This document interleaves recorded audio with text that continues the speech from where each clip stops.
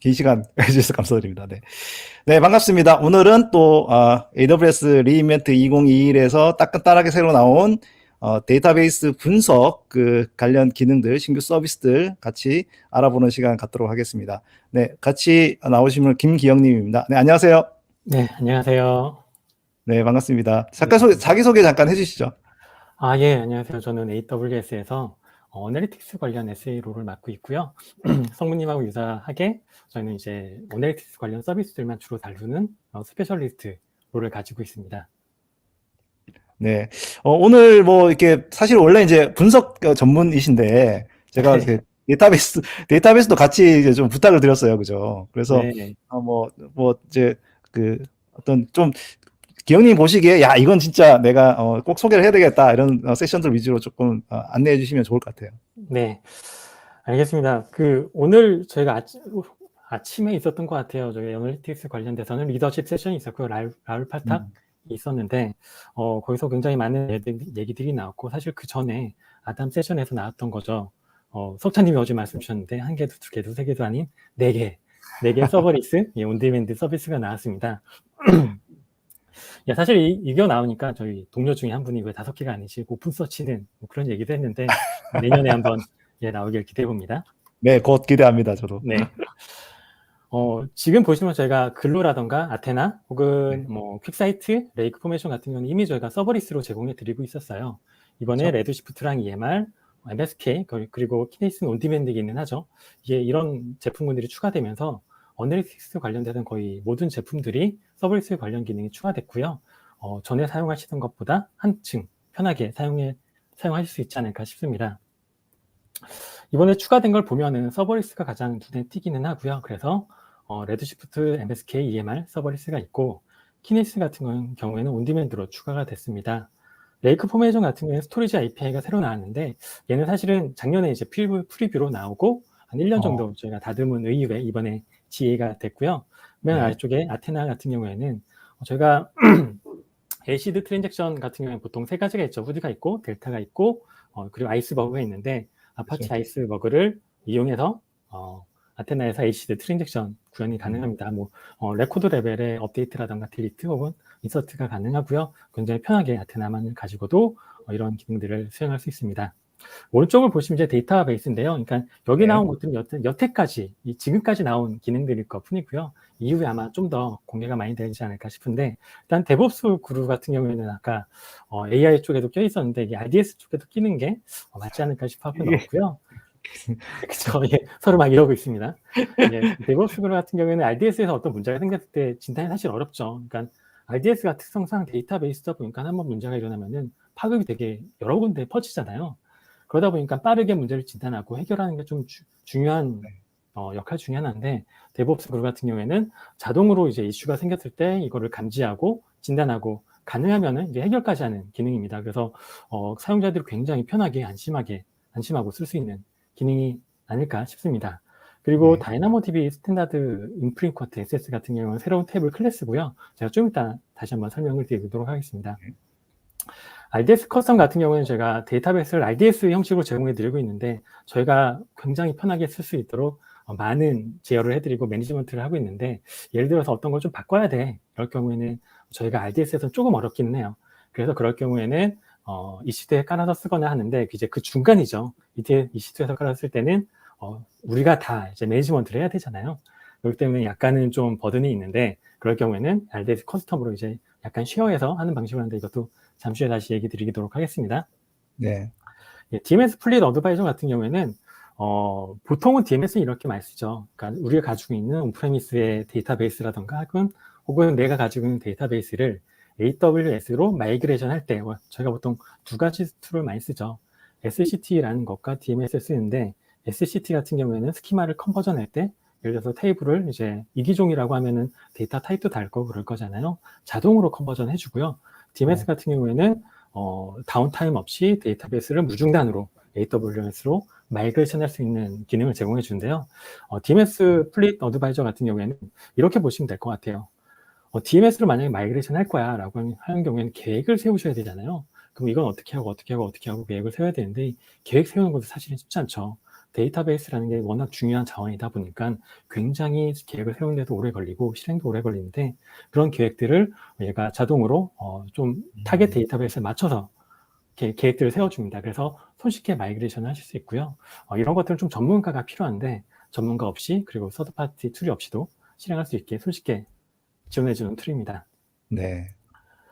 여기 있는 거 말고도 사실은 굉장히 많은 오. 서비스들이 나왔어요. 지금 레드시프트 같은 경우에도 지금 보면은 그라파나 플러그인도 있고 오토매틱 메트로이즈 맞아요. 뷰, 얘 같은 경우에는 저 메트로이즈 뷰 같은 경우에는 사람이 생성해야 되잖아요. 그게 아니라 쿼리를 보고 자동으로 메트로이즈 뷰를 생성하고 필요 네. 없으면 없애고 이런 기능들이 있는 거예요. 그래서 굉장히 얘도 하나하나도 큰 기능이에요. 맨 아래쪽에 보시면은 컨커런시 스케일링 같은 경우는 저희가 리드밖에 안 됐었거든요. 이제 라이트가 추가됐고 스트리밍 인제스천, 네. 레드시프트가 있고 만약에 저희가 키네시스 같은 게 있다고 쳤을 때 실시간으로 레드시프트 데이터를 넣을 때 어떻게 하냐라고 하면 파이프라인을 보통 구축을 하죠. 그럴 경우에 파이프라인 구축하지 않고도 바로 키네시스에서 데이터를 스트리밍해서 레드시프트로 넣을 수 있는 기능입니다. 이거 하나하나가 굉장히 큰 기능이고요. 설명을 드리면은 좀 이제 많이 설명한 거리가 있긴 한데 아무래도 이번에는 저희가 서버리스가 워낙 크게 인상이 깊었다 네. 보니까 서버리스 위주로 설명을 드리도록 하겠습니다. 네. 네, 좀 제가 표면적으로 아직은 나오지 않았던 좀 디테일한 내용들을 제가 가져왔고요. 얘기를 드리기 전에 DB 쪽을 먼저 좀 보고 시작을 할게요. 네. 저는 이것도 굉장히 좋은 것 같아요. 다이나모DB 유저들이 굉장히 환영할 만한 기능이고요. 다이나모DB를 쓰다 보면 이런 경우들이 있죠. 이제 오래전에 작성된 포스트라던가 혹은 뭐 이커머스의 과거 구매 기록들 잘 접근하지 않는 데이터들이 있잖아요. 이럴 경우에는 잘 접근은 안 하는데 그래도 유지는 해야 돼요. 왜냐면은 언제 접근해서 데이터를 읽어갈지 모르니까. 예, 그럴 경우에는 이제 스탠다드, 이전에 사용했던 게 스탠다드라고 한다면은 스탠다드 IA로 변경하시면 스토리지 비용이 60%까지 절약이 됩니다. 이게 어떤 기능적인 손해가 있는 건 아니고요. 또 성능도 동일하고 내구성이나 확장성도 동일합니다. 그래서 잘 접근하지 않을 때 비용을 아끼실 수 있는 옵션이 될 것 같고요.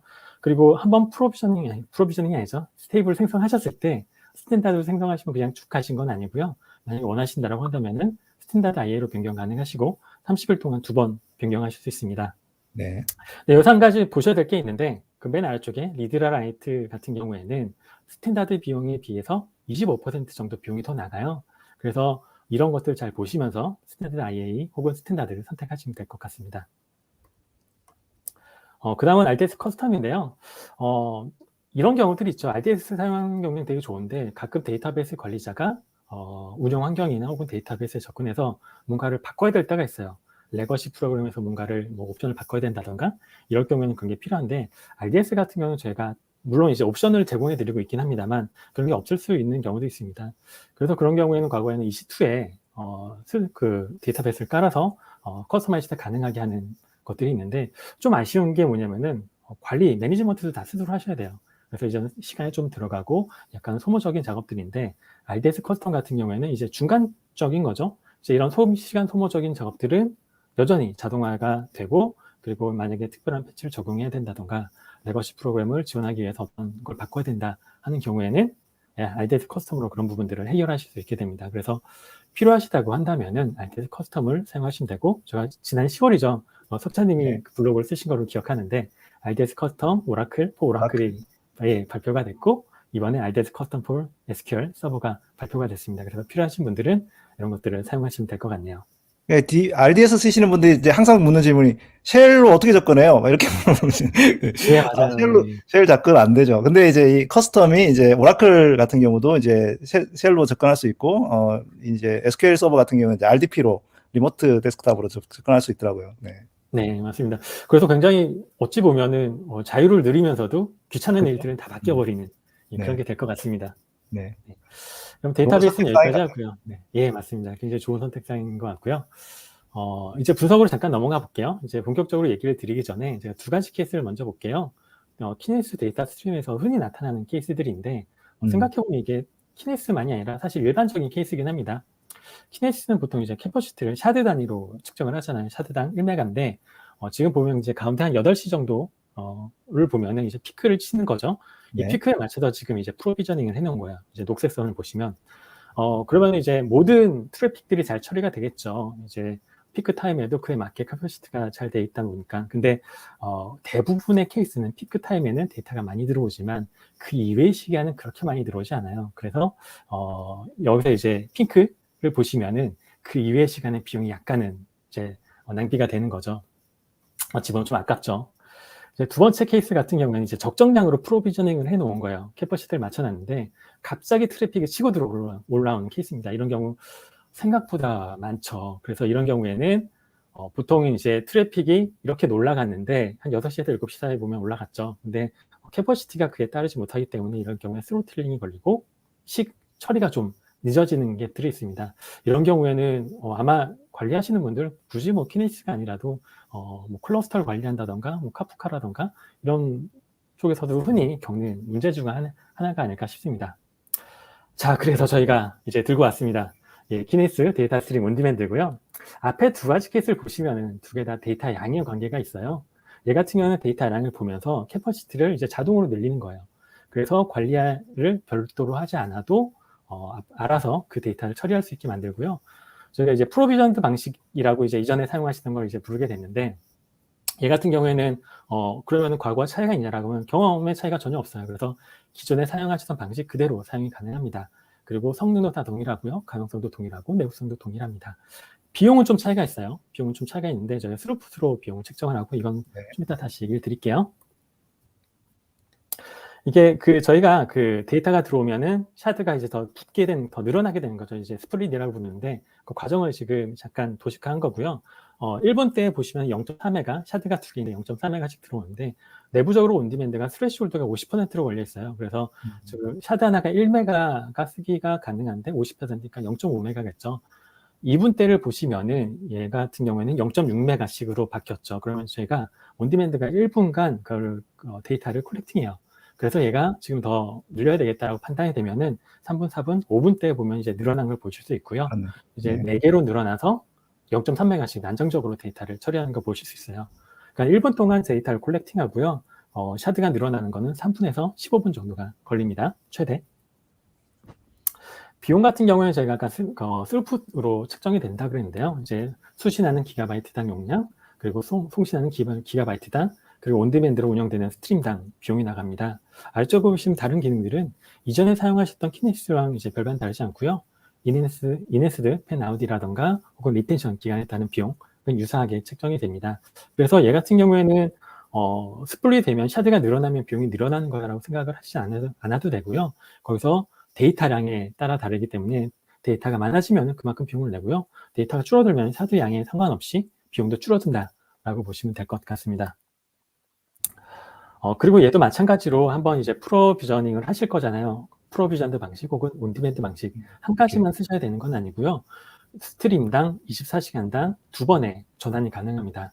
그래서 저희는 그러니까 제가 그 얘기를 드릴 때 그러니까 프로비전드만 쓰세요, 온디맨드만 쓰세요 그렇게 얘기는 전혀 안 드리고 필요에 따라서 왔다 갔다 해서 쓰세요라고 하는 게 저희가 얘기 드리는 방식입니다. 네. 예, 그리고 최대 쓰기 처리량 같은 경우는 200메가고요. 그리고 읽기 처리량 같은 경우에는 400메가까지 가능하고 필요하시다라고 한다면 요청한 다음에 승인을 거쳐서 더 증가도 가능합니다. 네.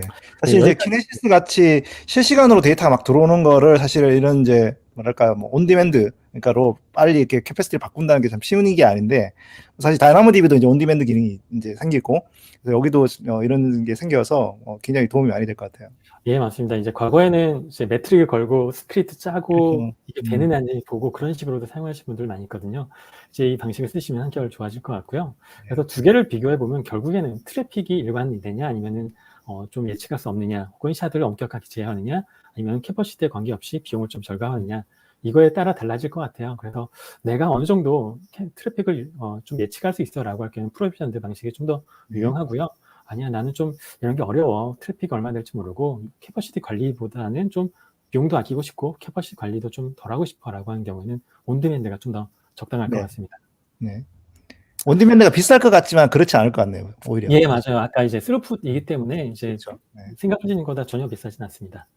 이제 생성하는 화면인데 기존에는 딱 2개 있었죠. 키네시스 데이터 스트림 생성하면 스트림 이름하고 샤드 개수였는데 샤드 개수도 이제 없어져서 스트림 이름만 넣으면 되고요.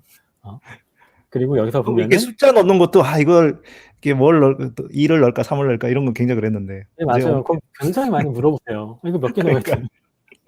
예. 네. 그리고 여기서 이제 매트릭 화면인데 지금 한 7시 30분 정도를 보시면은 한 10배 정도 트래픽이 늘어났는데 아래 스루틀링이 전혀 없이 잘 된 거죠. 얘가 온디맨드가 알아서 샤드를 추가하고 다 소화를 했기 때문에 스루틀링이 전혀 걸리지 않았고요. 그리고 예, 여기까지가 네. 케이스네요. 자, 네. 이제 그 MSK 서버릿으로 넘어가면 얘도 유사합니다.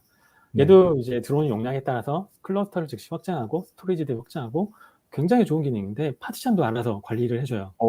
네. 예, 그 MSK가 좋았던 점이 뭐냐면 이전에는 카프카 관리하는 게 좀 어렵거든요. 그래서 MSK가 굉장히 사랑을 받았는데 여전히 어려운 점은 이제 파티션이죠. 근데 얘는 그것까지 이제 해줍니다.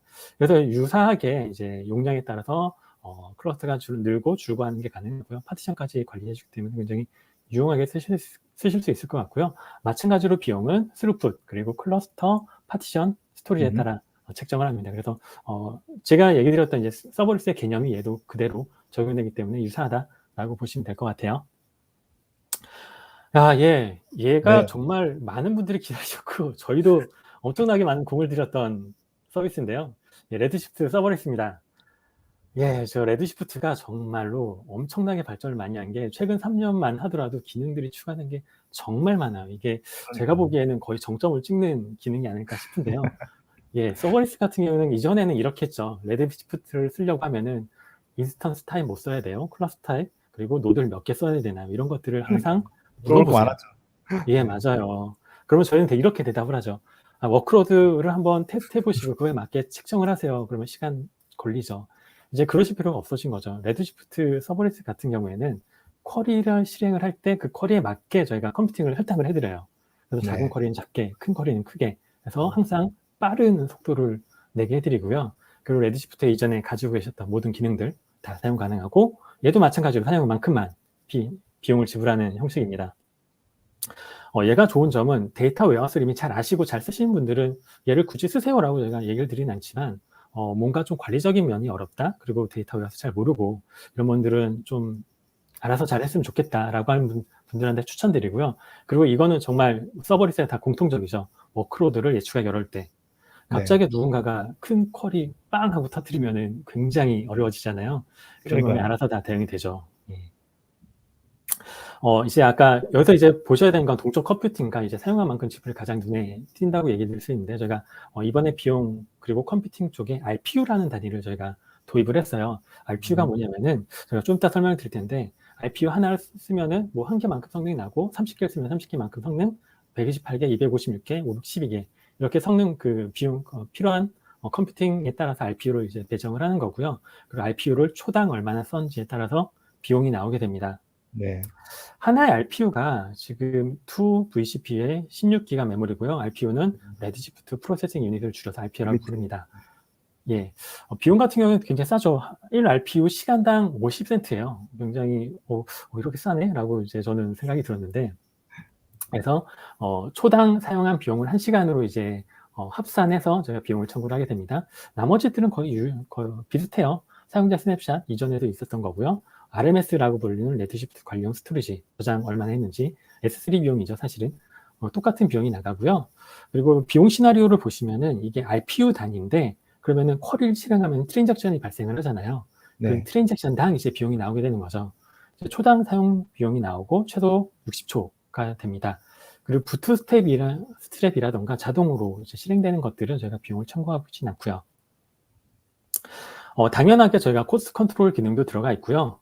기본적으로 RP 용량은 32에서 512까지 조정 가능하시고 내가 좀 많이 썼어. 그럼 더 못 쓰게 하고 싶어 라고 할 경우에는 일별, 주별, 월별로 RPU 시간, 최대 컴퓨팅 사용량을 제한하실 수 있고 쿼리를 중단한다던가 뭐 알람을 받는다던가 이런 기능들을 쓰실 수 있습니다.